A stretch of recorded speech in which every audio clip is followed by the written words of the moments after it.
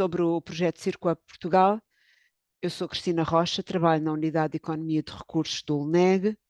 Eu vou fazer sozinha a apresentação, no entanto, o trabalho que eu vos vou apresentar resulta do esforço da equipa de gestão deste projeto por parte do ULNEG, que é constituída pelos nomes que ali estão, portanto, além de mim, pela Cristina Jordão, o David Camões e o Jorge Alexandre. O mote deste projeto, Circo Up Portugal, é criar negócios através do design circular. E eu vou começar por vos apresentar um pouco aquilo que é o projeto, depois os resultados e as perspectivas que temos para o futuro. Portanto, como vos disse, o mote é criar negócios através do design circular. Portanto, circularidade, design e criação de negócios e de valor são três palavras-chave importantíssimas neste projeto. É um projeto que segue a metodologia do programa internacional Circo, que nasceu na Holanda em 2015, internacionalizou-se em 2019 e em Portugal foi concretizado através de uma parceria financiada pelo Fundo Ambiental, coordenada pelo ULNEG e também com a participação do IAPME e da APA. Uma vez que vão ficar com os slides, depois têm acesso também a este link no YouTube, onde encontram uma descrição do projeto. Portanto, como vos disse, isto é um projeto que ganhou, a partir da Holanda, depois uma dimensão internacional. Portugal foi um dos primeiros países a juntar-se a esta rede internacional. E além de países comunitários, temos uma série de países extracomunitários que com a Holanda totalizam neste momento 14 países ou regiões onde decorrem estas atividades circo. Em Portugal, o projeto teve uma duração de 27 meses, terminou no final de setembro do ano passado, terminou com uma conferência grande no dia 26. Alguns dos presentes estiveram também nessa conferência, onde apresentámos o projeto, apresentámos resultados, perdão, e também debatemos temas setoriais de interesse para a área da economia circular. Portanto, isto é um programa que tem uma forte componente de capacitação, é um programa basicamente de capacitação, embora muito orientado para a implementação prática daquilo que é feito durante a formação, e tem, digamos assim, dois públicos-alvo, empresas e designers. Portanto, no caso das empresas, é-lhes proposto um percurso formativo, e daí chamar os tracks formativos das empresas, e depois temos as aulas para designers. Começando pelas empresas, houve critérios de elegibilidade às empresas que puderam participar no programa, não tanto em termos de dimensão, embora dessemos prioridade a pequenas e médias empresas. Era essencial que as empresas fossem responsáveis pela fabricação dos produtos e pelo seu design, podendo este ser interno ou subcontratado. E, obviamente, interessadas em estratégias de circularidade e de sustentabilidade. Quanto aos participantes, aos representantes das empresas que participavam na formação, obrigatoriamente alguém do Departamento de Design e Desenvolvimento e depois pelo menos um segundo elemento, mas muitas vezes tivemos 3, 4, até 5 pessoas da mesma empresa a participar, dos departamentos de marketing e vendas, inovação e estratégia, e sempre tínhamos também a preocupação de ter um representante da gestão intermédia com acesso à gestão de topo ou até alguém da gestão de topo, enfim, para ter aqui algum poder de decisão. Tratando-se de uma ação de formação, era dada por formadores certificados Circo. Portanto, nós, formadores nacionais, tivemos de obter essa certificação. O primeiro track foi dado pelos formadores holandeses. Nós participamos na qualidade de formandos, depois 3 de nós fomos responsáveis por ministrar o track subsequente, obtivemos certificação Circo porque fomos monitorizados pelos holandeses e depois assim num processo em cascata conseguimos formar efetivamente 7 formadores do ULNEG e do IAPME. Além disso, tivemos também a presença da figura dos facilitadores. uma vez que no primeiro track nós que estávamos em formação fizemos equipa com as empresas, portanto cada um de nós acompanhou uma ou duas empresas como forma de as ajudar na formação e nós próprios também apreendermos a metodologia, percebemos que isso era uma forma de contribuir para que as empresas conseguissem levar a cabo a formação com sucesso. E portanto depois replicámos este modelo ao longo de todos os tracks que efetuamos, quer com os parceiros IAPMEI e IAPA, quer ainda com entidades como o CITEV, o CTCP, o Cluster do Habitat Sustentável, o Colab Wines and Vines e a Comissão Vitivinícola Regional dos Vinhos Verdes, porque foram, no fundo, entidades que se associaram em alguns tracks específicos, como vamos ver. Portanto, em que é que consistiam estes percursos formativos? Portanto, as empresas inscreviam-se através do site do projeto, era feita a sua análise de elegibilidade, era feita a seleção e depois havia alguns momentos de interação com os formadores, uma conversa inicial para alinharmos as expectativas das empresas com aquilo que efetivamente podiam esperar da formação e depois tínhamos efetivamente os dias de formação com uma chamada, mais uma reunião individual com cada uma das empresas entre o primeiro dia e o segundo para avaliar o seu progresso e algum trabalho que cada empresa tinha de fazer internamente entre formações. E, portanto, isto tudo decorria sensivelmente no prazo de um mês. No total, as horas de contacto eram 13 horas e meia, mas estimamos que o número total de horas de formação foi de 22 horas. E eu agora vou-vos apresentar em que é que consistiu a formação de uma forma sucinta, mas enfim, com o mínimo detalhe para que consigam perceber em que é que consistia efetivamente esta metodologia. Portanto, o ponto de partida era a descrição da cadeia de valor de um produto previamente selecionado nas conversas prévias à formação, como, enfim, um produto com boas características para poder ser alvo de uma intervenção com vista a melhorar a sua circularidade. Para o efeito, utilizavam-se estes templates que estavam disponíveis numa plataforma de colaboração, o Mural. Toda a formação foi feita online e, portanto, utilizamos sempre este tipo de plataformas e, basicamente, as empresas faziam aqui a descrição das cadeias de valor recorrendo, enfim, a símbolos e post-its, etc., começando por descrever os atores, as entidades envolvidas em toda a cadeia de valor, aqui nesta primeira linha, depois na segunda linha, transações que ocorrem em cada uma das fases ou entre cada um destes atores, e quando falamos de transações, não são apenas transações financeiras, mas são também transações de materiais e energia, quer como inputs, quer como outputs, sob a forma de produto, emissões e resíduos, e depois aqui tínhamos ainda uma outra fase de descrição da cadeia de valor que consistia na identificação de perdas de valor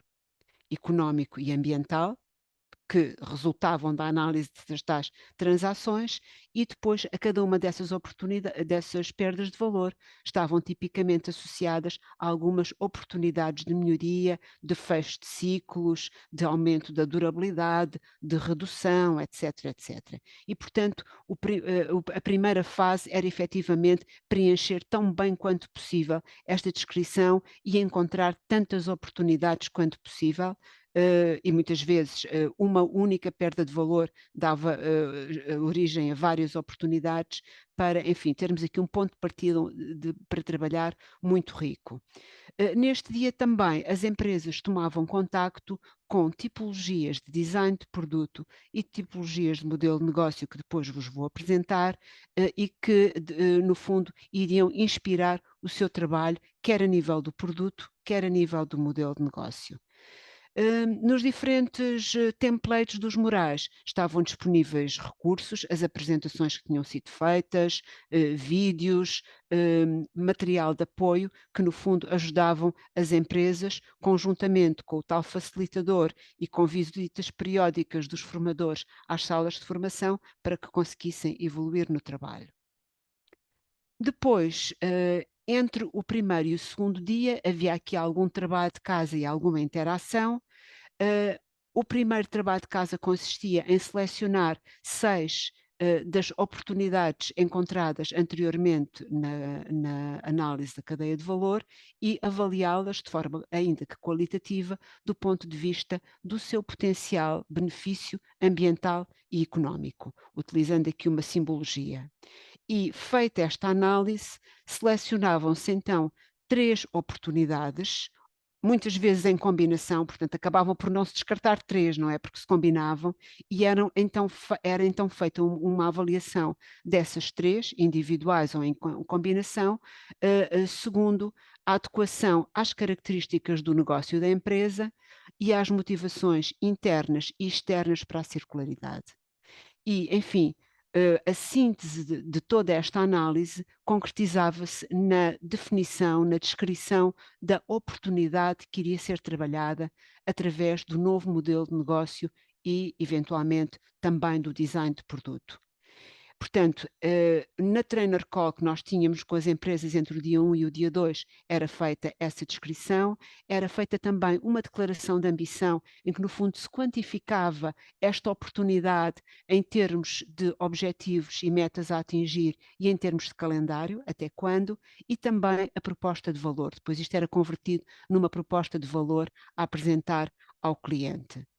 E depois havia ainda um exercício que era proposto às empresas, que era, tendo aprendido as tipologias de modelos de negócio, de que vos vou falar à frente, e as tipologias de estratégias de design, perceber quais é que mais se adaptavam à tal oportunidade e declaração de ambição e proposta de valor que tinham elaborado anteriormente. O dia 2 era, sobretudo, era apenas meio-dia, dedicado à construção, então, do novo modelo de negócio. E isso fazia-se recorrendo aqui aos atores que, que estariam envolvidos neste modelo de negócio. Portanto, isto decorria em 4 fases. Primeiro, a descrição dos atores, e havia depois estes símbolos e estes post-its para utilizar. Depois, com outra cor, portanto, atores, as atividades que realizam, cada um deles. Depois, pedia-se também que pensassem nas interações com o cliente resultantes dessas atividades e quais as opções de retorno financeiro. E assim se definia um modelo de negócio. E após este trabalho, entre o dia 2 e o dia 3, as empresas deveriam avaliar as consequências, quer do ponto de vista do design de produto, quer do ponto de vista da oferta de serviços associada à oportunidade que estavam a trabalhar e que depois se traduzia num conjunto de atividades de concretização. Atividades essas que eram mapeadas numa matriz de esforço e dependência para se perceber, enfim, quais é que seriam mais fáceis de concretizar, mais difíceis, e isto depois vem a revelar-se útil quando as empresas fazem o seu roteiro de implementação. Faz-se um exercício semelhante, mas agora pensando não nas alterações a nível de produtos e serviços, mas sim nas mudanças organizacionais em diversos departamentos da empresa, em mudanças a nível externo, estamos a pensar financiamentos, parcerias, etc., que também se traduziam num conjunto de atividades que eram igualmente avaliadas nesta matriz. E, portanto, com isto, as empresas chegavam ao terceiro dia, e o terceiro dia era dedicado, sobretudo, a 2 grandes atividades: à definição do plano de ação, a partir da informação obtida anteriormente, em mais um template dedicado, utilizando aqui um código de cores para os diferentes atores responsáveis pela elaboração das atividades. Definia-se aqui um horizonte temporal, que era o horizonte temporal que a empresa tivesse definido na sua declaração de ambição, se era ter até ao final do ano, então definiam isto como o ponto final do projeto e depois espaços intermédios, se era daqui a 5 anos, pronto, o horizonte temporal era outro, mas permitia-lhes escalonar as atividades e finalmente elaborar um pitch. Portanto, isto terminava com a apresentação de um pitch para um público-alvo escolhido pela empresa, em que, no fundo, enfim, tentava convencer da bondade desta ideia, do seu interesse, do ponto de vista da circularidade, do negócio, também da satisfação dos clientes. Havia um outro template, que era um canvas de negócio circular, cujo preenchimento era facultativo e pedia-se a todos os formandos que fizessem uma avaliação da formação. E, portanto, de uma forma muito sucinta, isto era a metodologia que as empresas seguiam. No caso das formações para designers, pronto, eram destinadas a designers de diversas áreas que estão aqui representadas, inclusivamente design estratégico, gestão do design e depois design de produto mais puro e duro. E durante estas 2 sessões de meio-dia, no fundo, sistematizava-se ou sintetizava-se um pouco aquilo que era feito com as empresas, com mais ênfase, obviamente, no processo de design, porque era esse o público-alvo. Os designers juntavam-se em grupos, organizavam-se em grupos, e temos aqui o exemplo de uma cadeia de valor preenchida por um dos grupos, em que escolheram como produto para trabalhar uns auriculares, e aqui tem a cadeia de valor que eles elaboraram. Depois, pronto, trabalhavam mais uma vez ao nível das estratégias de design e implicações na proposta de valor, e faziam um pitch também. Que resultados é que nós obtivemos com este projeto? Portanto, em relação aos objetivos traçados relativamente ao Fundo Ambiental e ao memorando de entendimento que o LNEG traçou com a empresa holandesa responsável pelo programa, nós tínhamos definido, a nível das empresas, o objetivo de realização de 10 tracks, atingindo 90 a 100 empresas, com 2 participantes por empresa. Na verdade, no período do projeto acabámos por realizar 12. Conseguimos a formação completa de 95 empresas, e como muitas se fizeram representar por mais de 2 participantes, atingimos positivamente, esperamos, 225 profissionais que ficaram formados com o programa Circo. E temos aqui uma visão esquemática dos diferentes tracks, portanto os tais 12. Como vêem, alguns não têm aqui nenhuma bandeirinha, outros têm. Os que têm são tracks setoriais, portanto realizamos um orientado para têxteis e calçado, depois um com a Comissão Vitivinícola Regional Alentejana, cujo modelo foi depois também repetido com a região dos vinhos verdes, e aqui o que nós trabalhamos não foi propriamente o vinho, mas a embalagem de vinho. Portanto, estiveram presentes elementos da cadeia de valor da embalagem, desde os designers, designers da embalagem, de rótulos, os produtores de garrafas, os produtores das embalagens secundárias, os distribuidores. Portanto, foi um trabalho feito ao nível da cadeia de valor. Fez-se o mesmo com o laboratório colaborativo B2E, em que tratamos a embalagem de produtos ligados ao mar. E depois tivemos também um track dedicado ao habitat, construção e mobiliário, em que tivemos a colaboração do cluster do habitat sustentável. Depois temos aqui uma outra distinção. A azul são os PTL e a verde são os PTF. O que é que isto quer dizer? A azul são os Products That Last, portanto são formações orientadas para produtos com um tempo de vida mais longo, e os Products That Flow são produtos de tempo de vida muito útil, como é efetivamente o caso das embalagens. Tivemos aqui um 6º track também orientado para as embalagens, e depois isto em termos metodológicos tem ali alguma diferença a nível das estratégias de design. Aqui temos os logos da grande maioria das empresas que participou, e temos o gosto de mostrar que tivemos uma avaliação média de 8,7 pontos em 10. Portanto, foi bastante positivo também desse ponto de vista. A nível dos designers, tínhamos como objetivo a realização de 4 workshops com a participação de 60 designers. Em termos de número de workshops, isso foi cumprido. Em termos de designers, ficamos um bocadinho aquém, porque embora tivéssemos tido muitos registros e muitas confirmações, acabámos por ter a participação de 47 designers. No entanto, isto não deixou de ser bastante importante, porque os designers podem ser um elemento multiplicador muito importante, na medida em que depois sejam um veículo desta metodologia e desta filosofia de atuação junto dos seus clientes. Portanto, tem aqui um papel bastante importante. Ora, uma vez terminada a formação, interessou-nos perceber, para além destes objetivos quantitativos, perceber melhor qual é que foi a experiência das empresas. E para esse efeito, nós lançámos um questionário online em 2 fases. A primeira dirigida às empresas que tinham terminado a formação até julho de 2022 e o segundo até julho de 2023. Tivemos um total de 71 respostas, o que representou uma taxa de resposta bastante elevada, e os questionários estavam organizados naqueles diferentes pontos: caracterização das empresas e dos inquiridos, benefícios gerais, resultados, o estado de implementação das soluções desenvolvidas durante o projeto de formação. Isto para nós era muito importante, saber se aquilo tinha sido para as empresas um exercício meramente académico ou se efetivamente continuaram. Que obstáculos à implementação é que encontraram e que recomendações também é que apresentaram, e esta era uma questão aberta.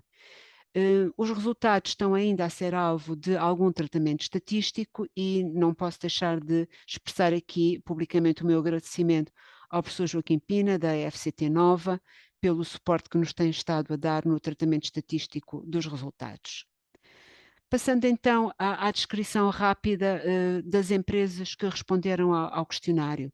Portanto, os setores ou grupos de produtos mais representados pertencem de facto ao habitat, produtos de construção e mobiliário, seguidos de têxteis, vestuário e calçado.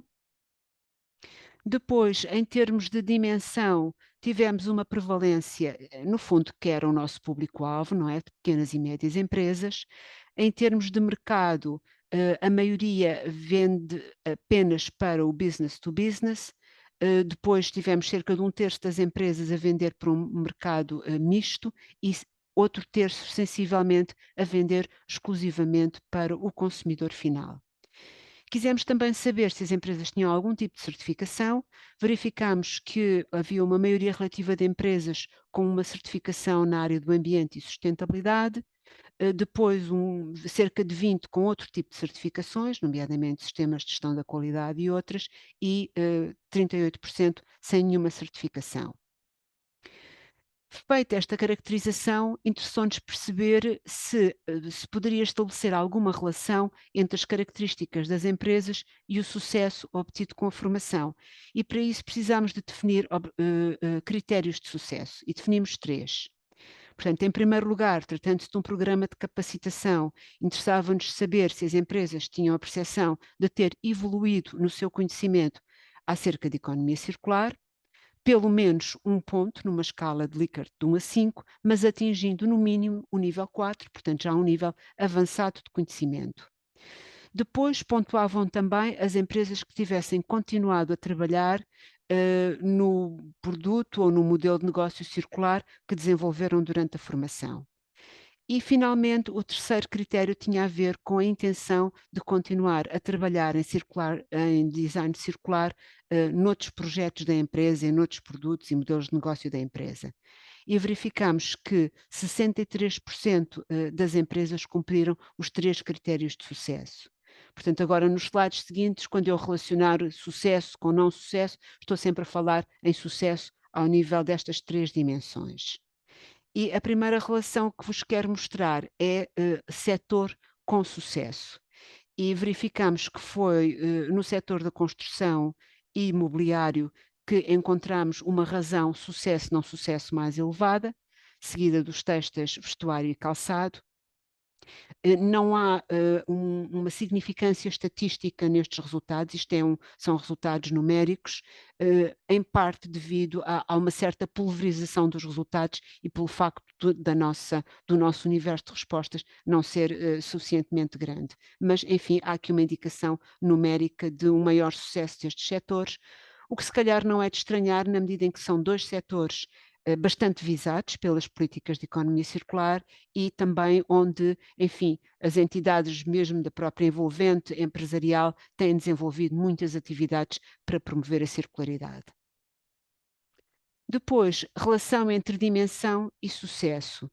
Também, sem surpresa, são as pequenas e médias empresas que têm uma razão sucesso, não sucesso mais elevada, acima de 2, as micro também têm uma razão de sucesso, não sucesso, enfim, acima de 1, mas depois a nível das startups e das grandes empresas, de facto isso não acontece, embora os números sejam muito pequenos. Mas, efetivamente, no nosso público-alvo de eleição, a taxa de sucesso é significativa. Quanto à relação entre mercado e sucesso, foi interessante verificar que foi entre as empresas que vendem diretamente ao consumidor final que encontramos uma razão sucesso não sucesso mais elevada, de 4. E pronto, isto, enfim, estas considerações que eu vou tecendo neste momento ainda são especulativas, na medida em que ainda não fizemos o trabalho de revisão bibliográfica que nos permita, de alguma forma, encontrar suporte, isto é baseado na nossa experiência, mas eventualmente as empresas que vendem ao consumidor final têm mais liberdade para lançar novos produtos e colocar novos modelos de negócio no mercado.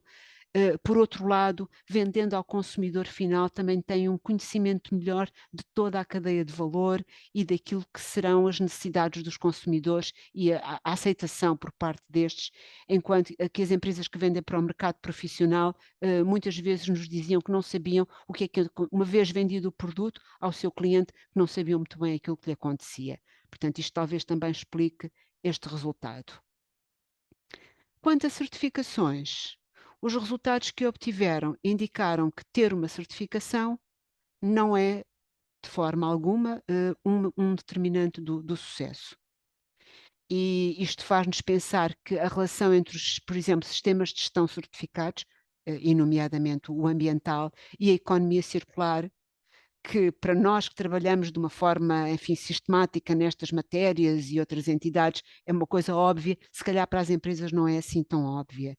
Por outro lado, também há a questão de os participantes na formação serem de departamentos, como vimos, de design e desenvolvimento, marketing e vendas, etc., e não tanto os gestores ambientais ou os gestores de qualidade em muitos casos, e também vemos que como é sabido, por vezes o diálogo entre departamentos tem os seus limites e isso também pode ter sido um elemento que justifica o resultado que aqui obtivemos.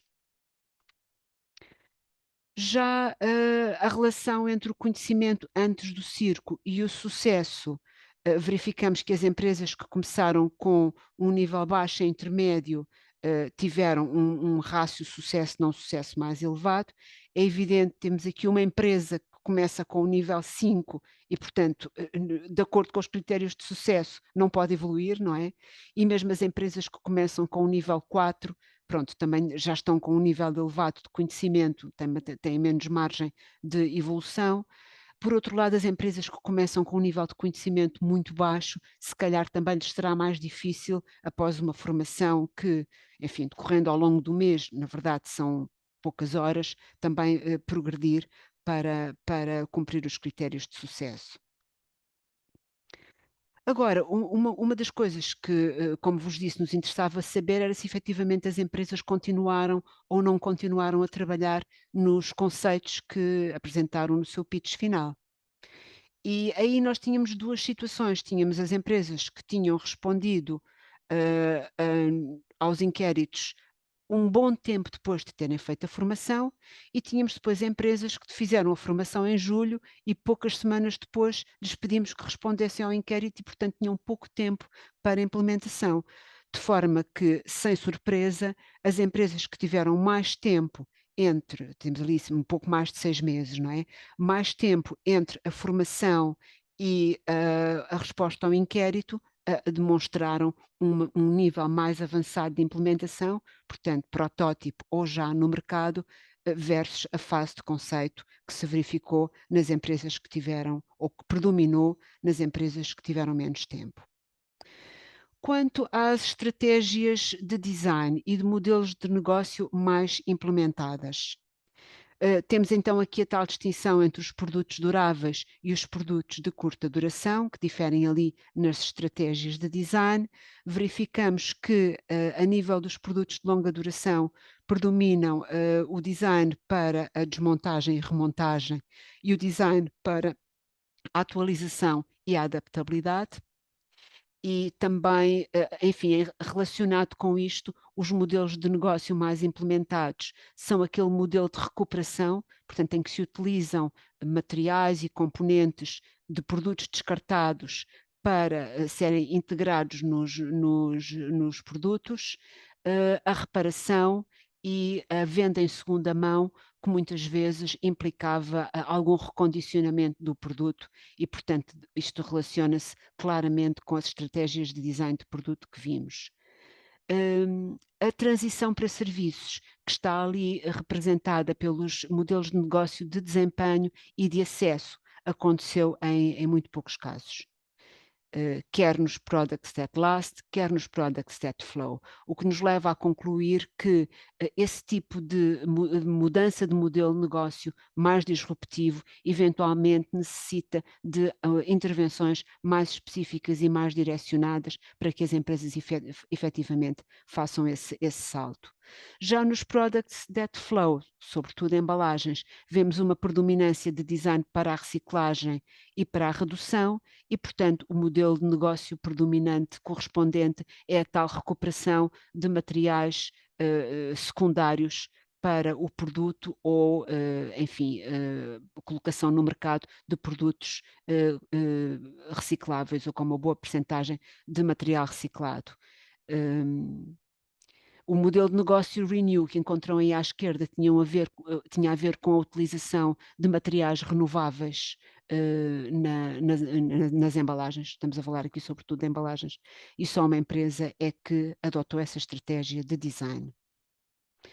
Finalmente, o questionário incluía um conjunto de perguntas relativas a obstáculos à implementação, ao nível institucional e de mercado, ao nível da cadeia de valor e ao nível organizacional, e a diferença nos tipos de obstáculos, portanto, todas as empresas identificaram vários obstáculos, mas a tipologia de obstáculos não influenciou a continuação do projeto Circo.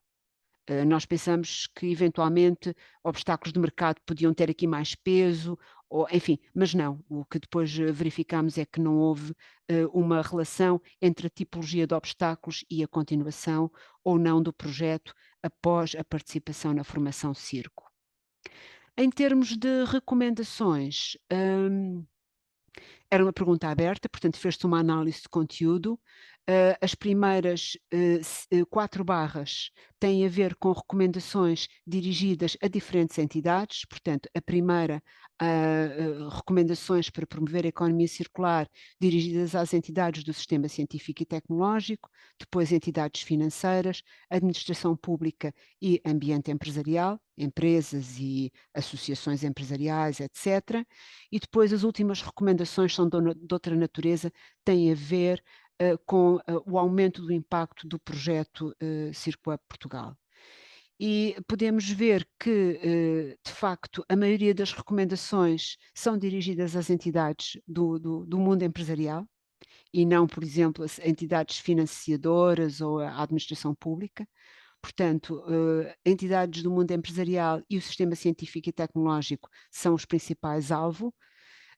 Predominam recomendações relacionadas com melhor comunicação e disseminação, com exceção das recomendações para as entidades financeiras, obviamente, e da própria administração pública, ali também uma ligeira predominância de recomendações associadas com financiamento. Alguns exemplos dos resultados obtidos com as empresas. Enfim, entre 95 nós precisávamos aqui de um critério para selecionar alguns bons exemplos e optámos por escolher os exemplos, os produtos que as empresas trouxeram para a conferência e que pretenderam exibir na conferência para demonstrar aquilo que tinham conseguido com a formação, foram os exemplos que nós aqui trouxemos para vos mostrar. Este primeiro é da empresa Second Life Resin e trata-se, no fundo, da utilização dos resíduos da fabricação de pranchas de surf para a produção de, enfim, diferentes produtos para o lar, que estão ali ilustrados na imagem. Um outro exemplo é da Formas de Pedra. Trata-se de uma banheira em mármore, que convencionalmente é um produto que é maquinado a partir de um bloco maciço de mármore. podem imaginar o que isso implica, e o produto alternativo, digamos assim, é feito a partir de blocos de mármore que são maquinados a partir dos resíduos das escombreiras, que são montados como uma espécie de Lego, e depois é essa forma que é maquinada para dar origem à banheira que vemos na imagem de baixo, e, enfim, com todos os benefícios, desde a matéria-prima, que é um resíduo, em vez de ser matéria-prima virgem, até todas as poupanças em termos de energia, água, lamas, etc. A Valérios apresentou este produto, esta t-shirt, que tem uma série de características interessantes, desde a escolha dos materiais, 50% algodão orgânico e 50% reciclado, mas uma ideia associada e bastante interessante é também a apresentação das novas coleções em 3D, portanto é uma estratégia de desmaterialização que tem também grandes benefícios a nível de consumo de recursos, de transporte, de flexibilidade na realização de alterações, é também um exemplo muitíssimo interessante. A Silampos desenvolveu um conjunto compacto de panelas com apenas uma pega que é removível e que se adapta a qualquer dimensão das panelas, com uma série de benefícios, quer ao nível do produto que ali estão descritos, quer ao nível da própria embalagem, e também, enfim, com aspectos práticos para o consumidor, na medida em que o espaço de arrumação é bastante reduzido. E finalmente a Aloft, que desenvolveu, perdão, que adotou uma tecnologia para produzir um material 100% reciclável, sem comprometer a qualidade técnica do produto, e que pode ser reintroduzido no processo produtivo. Portanto, não há aqui um downgrading, não há uma perda de qualidade do material, ele é 100% reciclável sem perder qualidade. Um exemplo também bastante interessante. E agora, passando rapidamente para aquilo que pretendemos fazer no futuro. Enfim, nós continuamos ligados à rede internacional, através do Circo Internacional e de uma plataforma que, entretanto, foi criada, a plataforma Circonet, onde estão disponíveis novas ferramentas de apoio à formação e de apoio à implementação dos projetos. Portanto, continuamos a fazer esse acompanhamento. Apesar de ainda não termos conseguido assegurar financiamento para uma nova fase, vamos organizar um track para empresas em outubro, e, portanto, fica desde já o convite para todas as empresas que cumpram os critérios de elegibilidade inscreverem-se através do site do projeto. Vamos realizar aquilo que os holandeses chamam um Next Steps Workshop, eles também fizeram o mesmo. No fundo, é um workshop em que convidamos todas as empresas que participaram na primeira fase do projeto a debaterem connosco, enfim, aquilo que fizeram. Os holandeses têm um formato pré-definido para este workshop que vão partilhar connosco, e com as necessárias adaptações vamos reproduzi-lo também no outono aqui em Portugal, e, portanto, empresas que participaram no circo e que estejam eventualmente a ouvir-me, depois também serão contactadas para este workshop. E depois temos a ambição, aliás, que já na conferência final enunciámos, de lançar um projeto de continuação. Gostávamos de o descentralizar, gostávamos que o projeto fosse implementado ao nível regional, portanto, atendendo às especificidades e às agendas e planos de economia circular de cada uma das regiões. Gostávamos ainda que, além da componente de formação, que essa é obrigatória para manter a marca Circo, mas eventualmente incluísse uma componente de apoio à implementação, para ajudar as empresas a ultrapassar os obstáculos que encontraram e até eventualmente serem mais ambiciosas nas mudanças que pretendem fazer. E um terceiro aspecto é incluirmos metodologias de design de serviços circulares para podermos dar resposta a bastantes pedidos que temos tido no setor do turismo, nomeadamente, e, portanto, é um setor com grandes desafios e com um grande interesse, e que sabemos que outros países também já têm trabalhado nesta área a nível do circo internacional, e é uma das coisas que queremos fazer para o futuro. E, portanto, com isto termino por agora a minha apresentação. Muito obrigada pela vossa atenção. Peço desculpa por algumas dificuldades aqui na transição dos slides, e ficamos desde já à vossa disposição para quaisquer questões ou comentários que queiram fazer. Muito obrigada.